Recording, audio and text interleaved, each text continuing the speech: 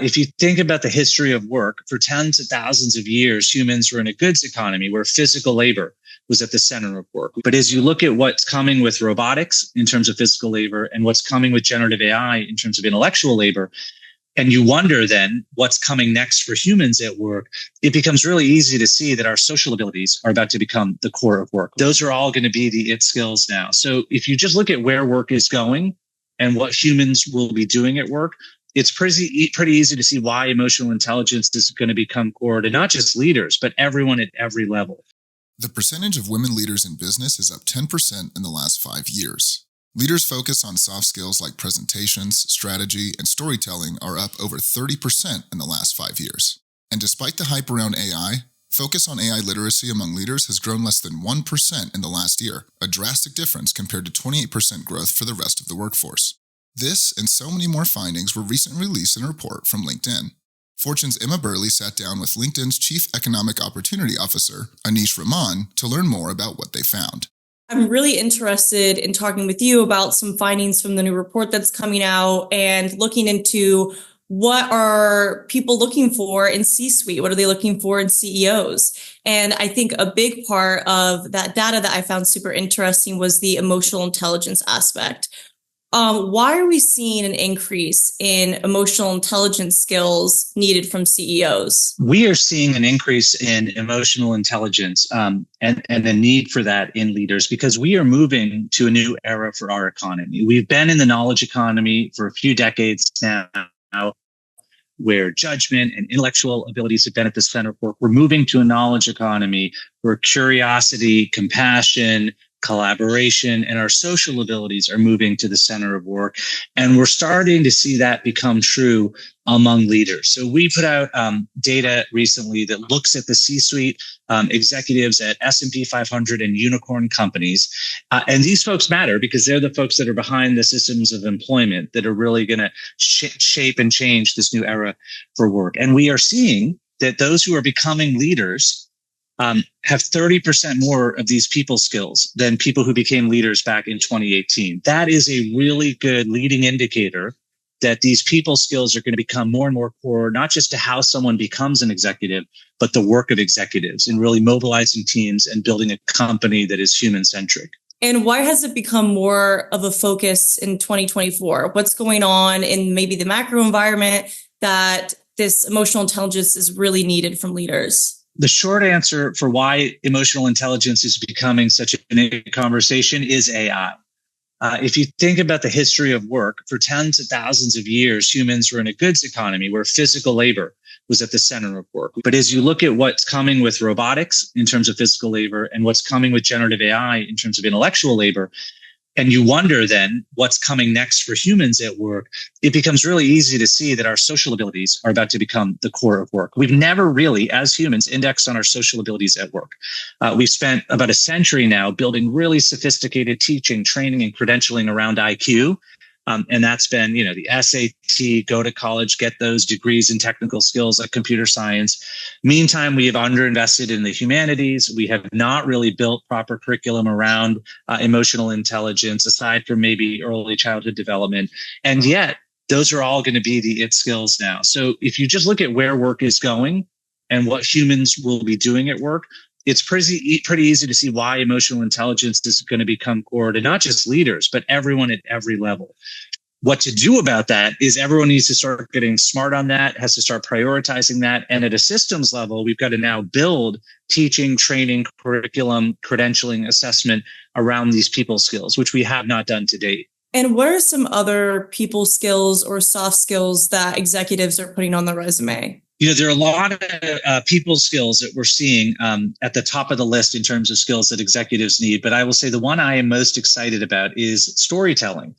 One of the things that has always helped humans organize is the stories we tell that we all then believe in, and then it becomes real. The nation state, the monetary order, any company we're at, it's all a story.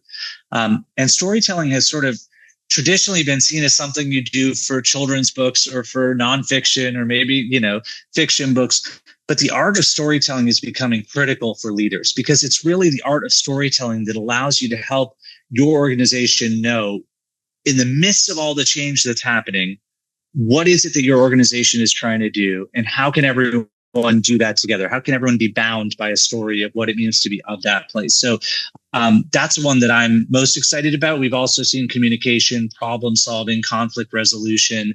I've got the 5 C's that I'm calling as the key pillars of people skills that AI can help us with, can even mimic, but will not be able to replace, because we don't even know how our brain does it when it comes to these 5 things: curiosity, compassion, courage, communication, and creativity. And we've talked a lot about the rise in skills-based hiring. How are people measuring these skills when it comes to hiring CEOs or other executives? Measuring these people skills is sort of the next frontier in building a skills-first labor market. For the past decade or so, a lot of us have been advocating to put skills at the foundation of the labor market, so we have a meritocracy, so people know what skills they've got, what skills they need. We see jobs as tasks, not titles, and make it more accessible for people to get those jobs. That has existed largely in a world where it's been about technical skills. So you saw coding boot camps pop up for people that couldn't go get a CS degree. We now have to do that with people skills, and we are still in the very early days. Remember, we've spent about a century building sophisticated systems of credentialing around technical skills. I think we'll do it much more quickly with people skills because we have AI as a tool, as a way to start inferring skills. We've got to build it with intent and responsibility to make sure we're doing that with equity in mind. But there are simple steps that everyone can take. There are a lot of organizations that are out there that provide assessments. But everyone who is sort of like going down this path needs to understand it's new. And so for everyone who's listening and watching, the most important thing you can do in terms of building credentials around your people skills is by telling the story of your people skills. The story of self professionally has generally been one that we've outsourced to others based on the job title we got or didn't, the degree we got or didn't, the big name employer we worked at or didn't work at. When it comes to skills, and especially people skills, so much of that right now is just about you owning the skills you've got and articulating why you've got them and why they matter in the story you tell. I'll give you myself as an example. My career is super interesting and super confusing if you go just by job titles. I was a war correspondent, then a speechwriter for President Obama, then I did growth at startups, then I worked at Meta, then I was with Governor Newsom, now I'm at LinkedIn. Again, it makes no sense. But as I did the work of skills, auditing across my career, I now can tell you I am someone who is really good at explanatory storytelling based on these experiences I've had throughout my career, who then built a skill set around coalition building so that I could tell stories that influence others in order to make the world of work better, in order to increase access to economic opportunity.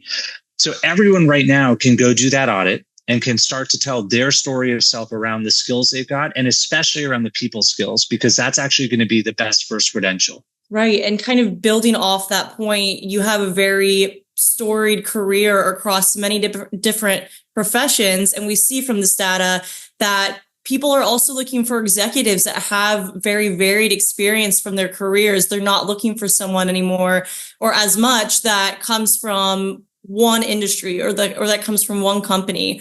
Why is this happening? Why do they want people that have very varied experience? I think executives are now being looked to have varied experience for a couple of reasons. The first is that the world is changing in unprecedented ways at an unprecedented rate. And the most important thing you want to be able to do in a moment like this is adapt.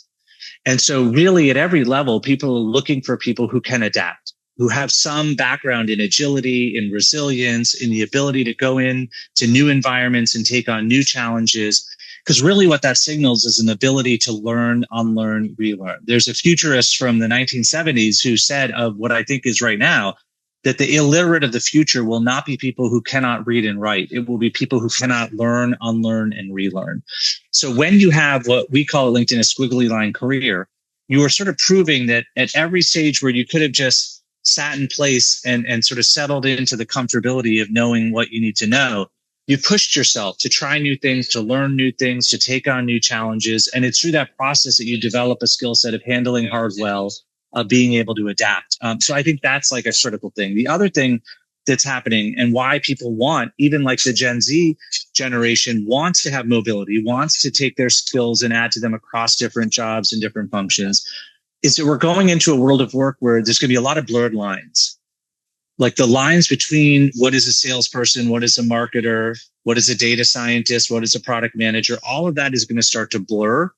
And so people want to be able to have skills that are transferable. They don't want to be wed to a job title or a job function because so much is going to change around that. So the ability to move around also shows that you're taking certain skills, applying them to new areas, but you're also gaining new skills that you're building on those foundational skills in those new areas. And I think everyone who is seeking to learn every day will be better suited by a career where they feel like they're challenging themselves. And that's going to make the squiggly line career, I think, the new norm for leaders in the years to come. On that note, could you please explain what is the squiggly line path leadership nowadays, and how does this look different than it might have 10 years ago? What's changing about career paths is that they used to be a ladder and now they are a path. So the old model was you sort of got a degree, which you assume would last you across your career. You picked a place to work that you generally didn't leave, and then you rose up as far as you could within that place, within that function. So you just kept trying to get your boss's job at every step. And that was kind of it. And it was built on predictability and stability as the sort of like core things that people were looking for. We're now in a moment where people are looking for, and people should be looking for, given the changes happening at work, agility and mobility. And so you're seeing a lot of people move around from different functions, whether it's starting in sales and going into marketing, it's starting in finance, but going into HR. And as you think about it in terms of leadership, I talk a lot with CHROs right now, and I'm trying to tell the story about them and to them that CHROs are the new CTOs in terms of the importance of talent right now. And they are the next CEOs because companies are going to win because of talent, not tech in the future. That's a different path than what CHROs might have signed up for, or what CTOs or CEOs think is possible for different parts of the organization. So I think the key is, like, even at a CEO level, even at a C-suite level, it's going to come down to what skills do you have? What skills do we need for this role? Because to be CEO is not the same thing in every place. It means something different in every place based on the size of your company, the growth trajectory of your company. So what are the skills we need? What are the skills you have? And no matter what, the higher up you go, the more adaptability is going to become a required skill. And so the squiggly line just becomes a sort of badge around adaptability. Right. And you've talked a lot about having varied experience and then also kind of stepping into different roles and functions that maybe this executive might not have done in the past. But where do you think the importance or the growing interest in seeking CEOs and executives from who have worked at various companies comes from across not only industries, but companies? Are they looking for an outsider, someone with a fresh perspective? Why is this becoming a increasing demand? I think there's no universal answer anymore when it comes to work. The labor market is not one thing globally or in any country. Each sector is going through different moments. Each company is going through different moments. And so what it means to be an executive at a company is going to be very nuanced to the reality of that company. I do think that there will be general skills that all leaders will need to have more and more of, like we have talked about adaptability, these people skills. But I also think that there's going to be a need for expertise. And so one of the things I'm really sort of counseling people on is develop this like set of people skills, but start to find and feed your curiosity. What is the area that you wake up every day wanting to get better at, wanting to learn more about? For me, it's economic opportunity. It's the systems around the labor market. All day, every day, I'm thinking about it. I'm reading about it. That is a valuable curiosity to a place that is worried about that, like LinkedIn. And so you've got to find your curiosity so that as you become a leader, you're able to both lead in a way that is anchored around your people skills, but you're able to bring that expertise around that issue area or that type of company or that sector that is going to be highly valuable. It's the sort of experience that compounds over time, because the more you are learning about it, the smarter you get, but at an increased rate. So I think it's really going to be important for people who are entering into leadership or aspiring for leadership to know what are the basics of being a leader and how is that different going forward. More about curiosity than judgment, more about compassion than having all the answers, and being a listener more than just here's what the answer is. But then also starting to find and feed your curiosity, and then sort of building your squiggly line career path with that in mind.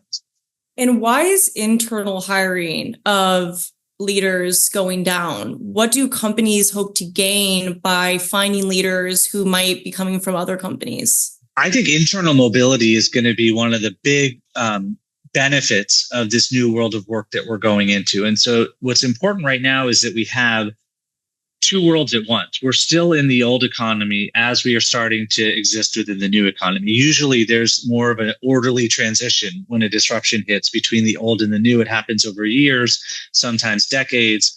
It's orderly because the change comes top down. And by the time the new technology hits you, it's just already been figured out for you.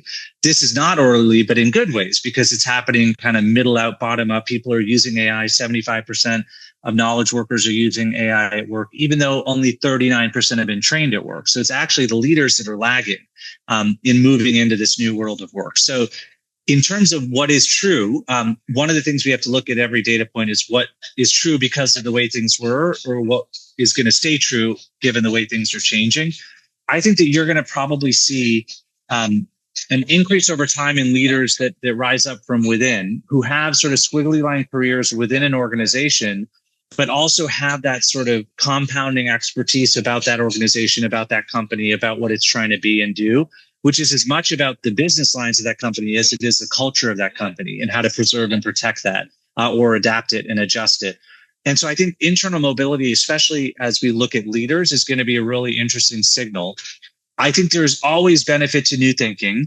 And so there will always be a sort of like thought about when do we bring in new people? When do we build from within? How do we think about goals we might have set around upping representation? One of the data points I'm most excited about in our recent data report is that we're seeing an increase in women in leadership positions, up 10% from 2018.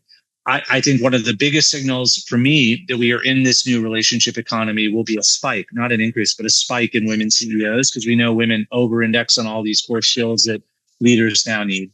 We're also seeing an increase in leaders without a 4-year degree, which is an encouraging sign because we want college to remain a valuable option for those who can afford it and for whom it makes sense, but not be the only path, not just into the labor market, but into leadership. Those are the more interesting signals I'm seeing. I think in terms of each company and are they looking outside, inside, I think it's going to depend on each company, but also there's going to be no one story and it's going to probably change as we get into this new world of work. And one of the points that you had mentioned was the fact that they might be looking externally because maybe they weren't developing their leadership. Do you think that a part of this equation of why more companies are looking externally for leaders is that there hasn't been enough emphasis on leadership coaching and development?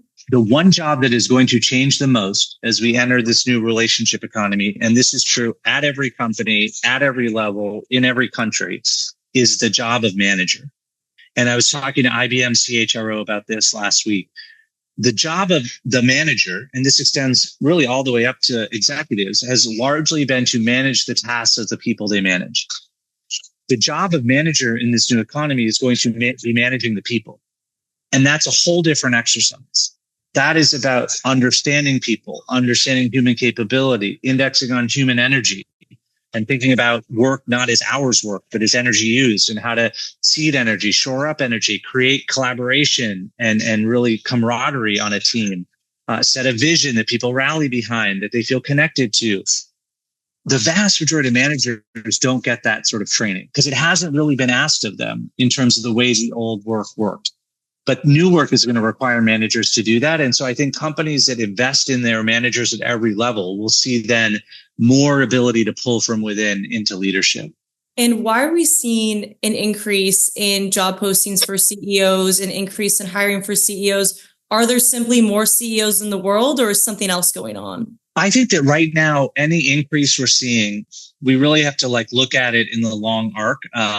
And so no one signal is telling us the everything. I think that we are going to have more companies emerge as we enter this new economy. In every moment where technology has sort of disrupted the ways of work and we've moved to a new era, there have been 4 phases. The first phase is that disruption hits. With AI, we're in that 75% of global knowledge workers are using AI. The second phase is that our jobs change. And so we're in that too. 70% of the skills, around 70% of the skills for the average job will have changed by 2030, according to LinkedIn data. So all of us are in that mode of jobs are changing. The third phase is that new categories of jobs emerge. At LinkedIn, every year we do a list of the jobs on the rise. 70% of the jobs this year did not exist 20 years ago. So if you're coming out of college trying to do a 10-year plan, don't, because you don't even know what jobs are going to be there that you're going to go for. And then the fourth phase is that we are in a new economy, which I think is going to be a relationship economy anchored on social abilities, people skills, people to people collaboration. As we sort of are in 1 and 2, but move to 3 and 4, we're going to see a lot of new companies emerge that are building on this new technology. They're going to try and disrupt a lot of the sectors and industries. So you're going to see a lot more leaders, especially in smaller companies, emerge. I think small businesses are going to benefit a lot from the tools of AI. They're going to be able to grow in ways they couldn't before because it's going to help them close gaps that otherwise they would have had to brought on personnel to be able to do. It's going to be able to help them build technology in a way they couldn't have before. So I think you're going to see actually an increase in leadership roles because there's going to be more places to go. And I think that's going to be a really interesting question for the bigger companies who have the most established leaders, the most established leadership roles. How they think about disrupting themselves from within, the innovator's dilemma, and making sure they've got that sort of adaptive mindset in their leadership group. But also, like, leaders are going to move around. We've seen a lot of leaders recently moving from bigger companies to some of the startups. So I think tracking kind of where leaders are going and the rise of leadership roles is going to be one of the more interesting parts of this new economy. And why are CEOs jumping ship from maybe larger companies and going to startups? What's the appeal there? I think this is a moment where if you are asking what's left for humans, you're sort of being driven by fear, which is an understandable human response to a moment of big change, and you're hunkering down, you're sort of holding back. If you're asking what's possible for humans in this new era, and I do that every day, it's almost overwhelming, the opportunities that are about to get created. And so I think everyone who is asking what's possible is right now trying to figure out where can they go that gives them the best shot of having the biggest possibility emerge for themselves and their work. Work has asked very little of humans to date.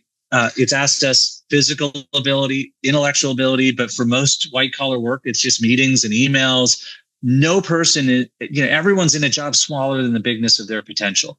Where we're going is a world of work that is anchored around human capability and that is more accessible to more humans than ever before. And when you put those two things together, you could see an era coming soon where we see feats of human achievement and human innovation at levels we've never seen before, because all the sort of tenacity and talent that's been out there that work has never really given full room to grow is going to have full room to grow. And so I think where people are shifting, a lot of it is because they're imagining what's possible and trying to go be part of that. Because that's, I think, the most exciting question to ask right now. What's possible for humans in this next era for our economy?